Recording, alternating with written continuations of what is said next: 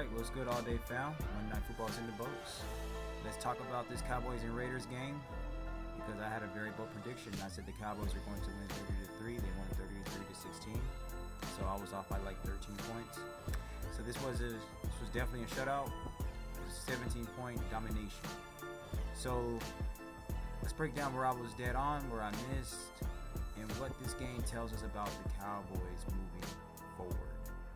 So, my prediction versus the reality. My pick, like I said, Cowboys 30-3. The actual outcome was 33-16. I said the Cowboys were going to dominate the game, and they did just that. Dak threw 4 touchdowns. The Cowboys defense controlled the pace. The Raiders offense struggled most of the night, and the game never felt competitive after the second quarter. So, they gave up 16 points instead of 3, but that's the only area where the outcome deviated from my prediction. But the overall identity of the game, the way the game flowed, the levels of dominance on both sides is exactly what I said would happen for the Dallas Cowboys. So the Cowboys, their dominance, Dallas controlled most of this game from the start to the finish.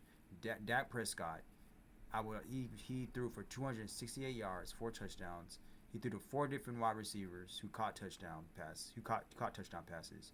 The defense smothered Ashton Genty. They held him to like 7 yards. The Raiders' offense was limited and very predictable. Dallas took care of business very early and very simple. The Raiders' offense is still shaky. So I said the Raiders was going to struggle, and they did. The only one real touchdown drive. That's all they had was one touchdown drive. They had field goals instead of touchdowns. They couldn't sustain drives. They couldn't block consistently. They couldn't generate explosives. This is the same story with them every single week. The Raiders are amongst the team's worst NFL's teams outside of the Titans. So you can change coordinators, you can change play callers, you can change slogans, but if the execution ain't there, it ain't there. The defensive dominance on key players. The Cowboys' defense held Ashton Genty to 7 yards. 7. That's not NFL game production. That's blink and you missed it. They completely erased Ashton Genty from the game plan. And George Pickens, he played very well. He played very solid. He was physical, impactful. He moved the chains. He created matchup problems. The Cowboys are slowly figuring out how to integrate him behind CeeDee Lamb. And when you have Lamb, Pickens, Ferguson, and speed guys like Flournoy, this offense becomes very unpredictable and very dominant again. So this is where I missed. Those are all the things that I hit. So I predicted a near shutout. So I said the Raiders was going to put up 3 points. They put up 16. So some of that came later in the game when Dallas loosened up defensively. So a lot of those points from the Raiders. So those points from the Raiders was like garbage time points. So the Raiders, they didn't score enough to threaten anything. And so let's see here what else. I predicted immediate suffocation. The first quarter was more tactical. Raiders had a field goal. The Cowboys had a long field goal. But once Dallas looked locked in, it was over. All right. Cowboys, they started patient, exploded in the middle, and they choked the Raiders out late. Prescott was efficient. Can the Cowboys make the playoffs? Yes, they can absolutely make the playoffs. But the season is about to get very real for the Cowboys. Their next 2 games is the Eagles. They're going to play at the Eagles at home, I believe. They're going to be at the Chiefs. So those 2 games, it's really going to decide the Dallas Cowboys' fate. Those are very, very tough games. The Eagles, everybody already knows how dangerous the Eagles are and how dangerous their offense is. And then you got the Chiefs. The Chiefs, you just never know. You never know with the Chiefs. Patrick Mahomes is a very competitive guy. The Chiefs aren't playing very well this year, but when you got Patrick Mahomes under center, you got Andy Reid calling the game, the Chiefs can still beat anyone. So if Dallas wins even one of these next 2 games, they stay alive in the wild card race. All they need to do is win one. So if they win both, they go from fringe to legit playoff threat overnight. Because the Cowboys now sit at 5-6. If they beat the Eagles, they'll be 6-6. If they beat the Chiefs, they'll be 7-6. Wait, hold on. Is that the record? Hold on. Let me see. I want to see what the Cowboys' record. I don't know if they're.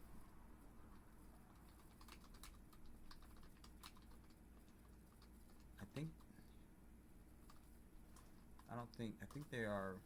I know they have a loss. They have a tie. A tie.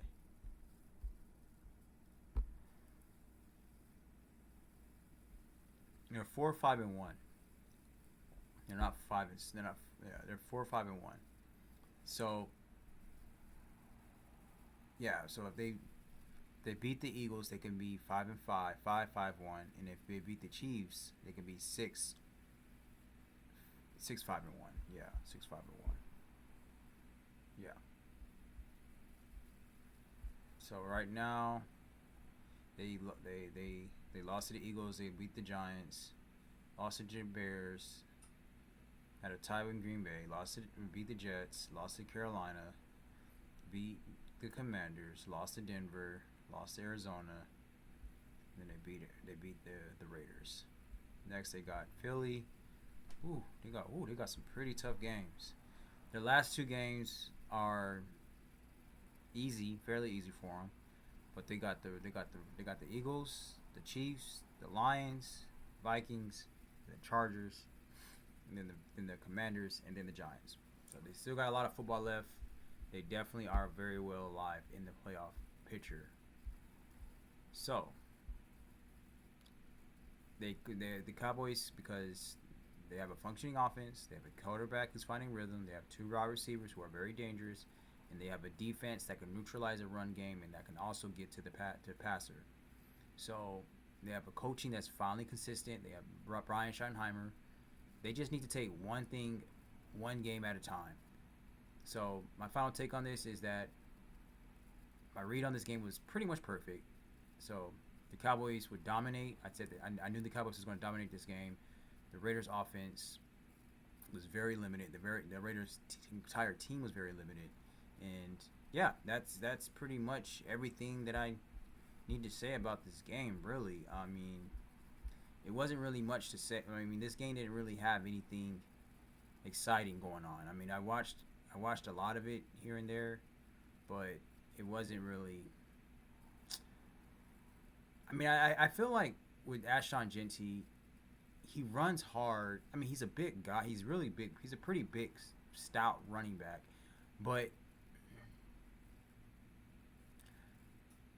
he doesn't run. He runs hard, but he doesn't run hard enough in between the tackles. That safety that the Cowboys had, he stopped as soon as one of the defensive linemen came in contact with him. And if he would have just kept driving his legs, if he would have just kept driving to get that extra yard, it would not have been a safety. And so I see that with Ashton Genty.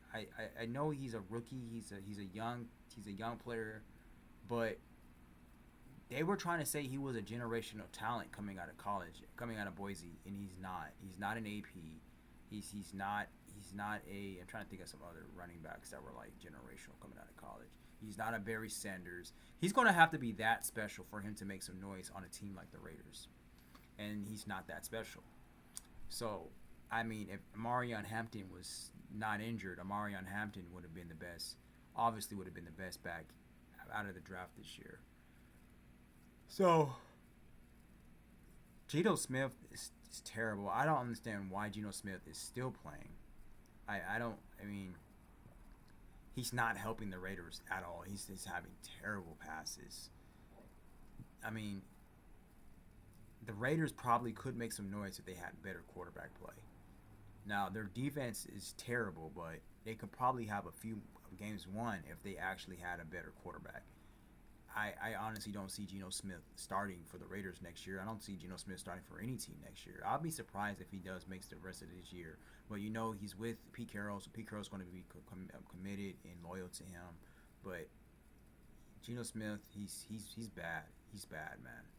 The Raiders are going to have to try to get a quarterback in the draft next year. If they don't hit this year, they're going to have to try to hit next year. They're going to have to keep trying to hit until they can find that franchise quarterback for themselves. Because Geno Smith isn't it. Pete Carroll, he works really well with young quarterbacks. I think Pete Carroll with a young quarterback can do wonders with a very, very young, talented quarterback. I mean, I don't know if the Raiders are tanking, but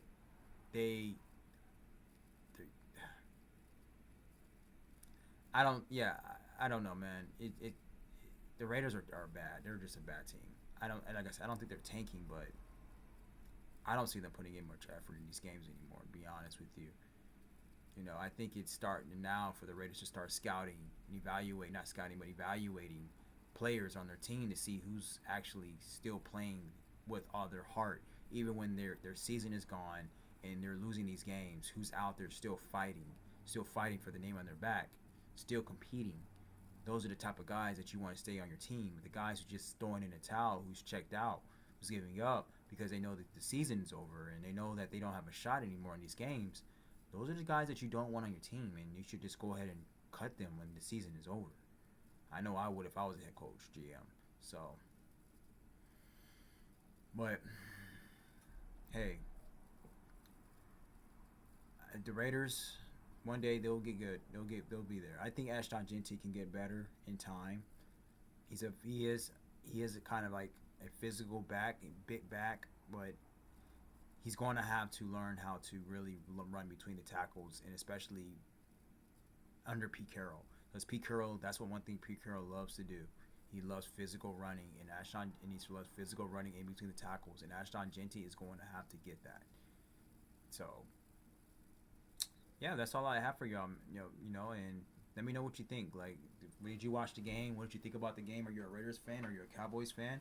What do you think about the Cowboys making a run to the playoffs? And what do you think about the Raiders? Are they tanking? Do you think there's a quarterback in this draft coming out of this college class, a quarterback that can possibly fall into the Raiders' lap and that can actually be a good franchise quarterback for the Raiders? Because it's been a while since the Raiders actually had a franchise quarterback. Derek Carr was good. He was cool. But Derek Carr wasn't actually it, And to be honest with you, I don't know when the Raiders actually had like a great quarterback. Let me see. When was the last time?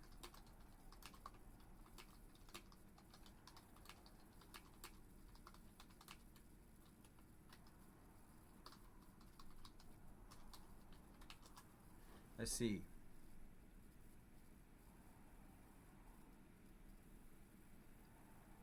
I'm not going to say Derek Carr was a great quarterback. I even though I liked Derek Carr, but let's see. The Raiders had several legendary quarterbacks. Ken Stabler. He won a Super Bowl. He got an MVP in '74. He's regarded as one of the all-time. Rich Gannon. He was the NFL's MVP in 2002. Oh wow, he was an MVP in 2002 for the Raiders. Quarterback. I never even heard of Rich Gannon. Well, with the Raiders and led them to the Super Bowl. Moving more recently, Derek Carr. Derek Carr wasn't all that great. He has franchise records in passing yards and touchdowns for the Raiders. Gannon, he had Pro Bowls. He was on All-Pro, MVP, and he took them to the Super Bowl. See, this is why I say... Okay, so this was the last time the Raiders actually had a really great running quarterback, Rich Gannon. After Gannon, it was Derek Carr. He was solid, but had big. He was solid and had big numbers, but he never achieved the level of elite. He didn't get any rings, and he didn't sustain a top 5 quarterback in the league the way Gannon and Stabler did. Since Carr left, the quarterback situation has been more project and rebuild than established elite. So early 2000s, Gannon's peak is the last real great quarterback's era.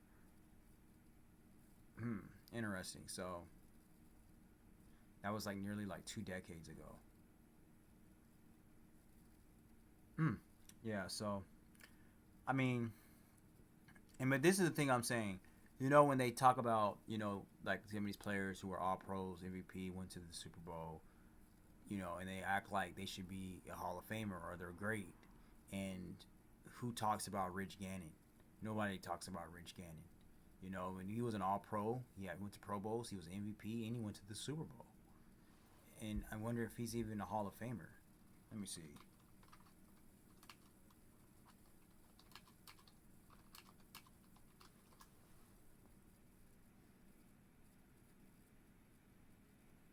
Is Rich Gannon a Hall of Famer?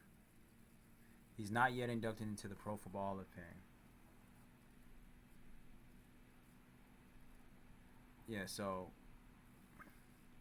in 2002, Rich Gannon, he had an MVP. He threw for 4,689 yards. He was leading the league and he took the Raiders to the Super Bowl. He earned two first-team All-Pro selections, 2000 and 2002. And so that's pretty hard to do. I mean, he had two first-team All-Pros.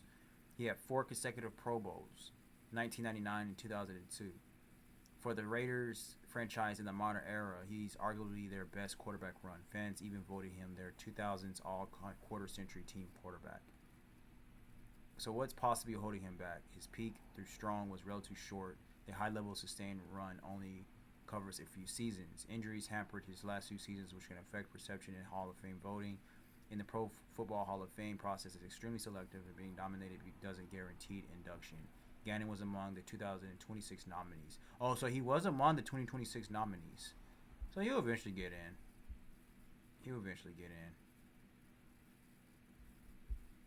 I mean, but he only had a couple of years. I mean, even though he had two All Pros and he took the Raiders to the Super Bowl,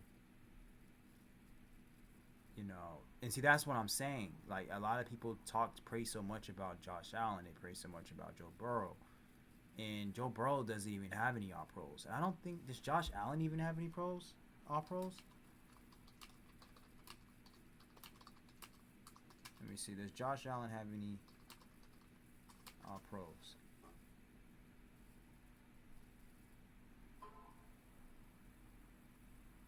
Oh, okay, yeah. He does have All Pros. Josh Allen was a second team All Pro in 2020, and he was also a second team All Pro in 2024. He hasn't been a first team All Pro at quarterback. Lamar Jackson was a first team All Pro in 2024, with Allen being number two voted together. Okay. So, interesting. Okay. But Josh Allen has never went to the Super Bowl. He's never went to the Super Bowl. He is a league MVP. But this is what I'm saying. So if Josh Allen, he's still young, but if Josh Allen was to never go to the Super Bowl, would he even make a case to be a Hall of Famer? See what I'm saying? So you got a guy like Rich Gannon, who I think everybody but Raiders fans who has forgotten about, and I didn't even really too much know about him. And I didn't really start watching football in 2004, but that's still no excuse because I know a lot of players in the 50s and whatever. I just never really pretty much noticed Rich Gannon. But the point I'm making is that when did Rich Gannon retire?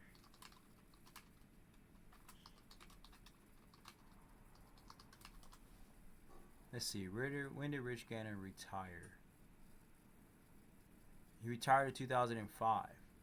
His final season was 2004, which ended early. But he had a serious neck injury in week 3. Oh, wow.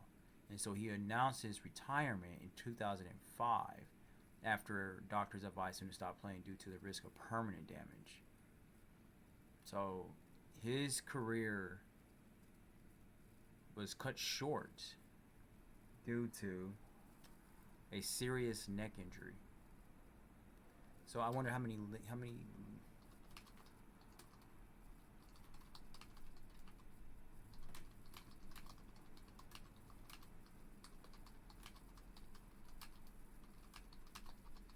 years was he in the league? How many seasons did he play? Let me see. Oh, well, he was in the league for a while. He played 17 years. He was drafted in 1987 by the New England Patriots. And he had his NFL debut playing his first season in 1988 with the Minnesota Vikings. And his final season was played in 2004. And he retired in 2005. Okay.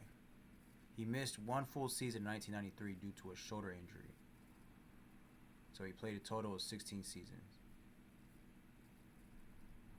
Okay. I mean, so really, he only had like 2 really, really, really good seasons. So, yeah. But I was just curious. Is that the Raiders only had 2 really great quarterbacks? Everybody knows about Stabler. And I honestly didn't really know about Rich Gannon, but here we are. You know something new every day. But yeah, I mean, let's see, man. It's gonna be curious. The Raiders, they passed up on Shador so many times, and that's the thing. Like, I even made the videos about it. I was just like, I think it was so stupid that the Pittsburgh Steelers and the Raiders, they passed up on him. I mean, it's obvious they needed quarterback. I don't like two of those franchises. I just can't believe they didn't draft Shador. I mean, especially the Raiders. I mean, the Steelers, they thought they had something in Aaron Rodgers, so I get why they didn't get Shador. But I'm still thinking, I'm like, bro, you could get Aaron Rodgers, and then you can have Shador learn under Aaron Rodgers. I don't, like, come on. That would have been perfect. I don't understand why Pittsburgh didn't do that. Now Pittsburgh's in a hole because when Aaron Rodgers leaves, what are you going to do now, Pittsburgh? You're going to be right back in the same situation. Right back in the same situation. Mike Tomlin, man, he's shooting himself in the foot because he's so arrogant. I mean, I don't get it. Like, that would have been a perfect situation for Shador, and I don't understand why the Raiders didn't draft Shador either. I'm just gonna go ahead and say Tom Brady just didn't want him. It's just that simple. But I hope everything works out for Shador Sanders in Cleveland. I'm a huge Shador Sanders fan. I think he was really great in college. I believe he should have been the number one overall pick. I believe that he I believe that he was robbed, obviously, and hopefully he can you know, have a really great career. And I think he will. I honestly think he will have a great career. I know he's competitive. I know he's tough. I know he has grit. I know he has it. He is a dog, and he's been trained all his life for moments for the NFL, like he's from his dad. So I think Shador will be completely fine, and I'm looking forward to see if he's going to be playing next week. He has a full week of practice with the ones, and he's going to go out there. I think he's going to play very well. I think he is. I think he's going to have a really great career. I really do. I think he can probably end up being a Hall of Famer one day, maybe. Really do. And so that's that. Yeah. So the Cowboys, they still got a shot. They still got a shot to make it into the playoffs. They got a shot to make some noise, especially if they win their next two games or at least one of the next two games.